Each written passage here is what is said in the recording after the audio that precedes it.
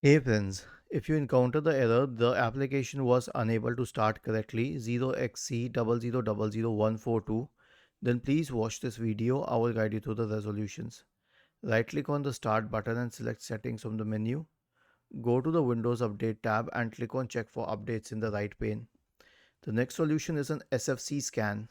Search for command prompt in the Windows search bar and click on run as administrator. Type the command sfc space forward slash scan now and hit enter to invoke the SFC scan. The last solution is a clean boot. So here's what we have to do. Search for system configuration in the Windows search bar and open system configuration. Go to the services tab. Check the box associated with hide all Microsoft services. If any of the services checked, click on disable all, apply, OK, and then restart the computer. Was this helpful? If yes, then please subscribe to the channel. If not, then let us know in the comment section of the video on how we could help you further. Thank you for watching this video and have a nice day.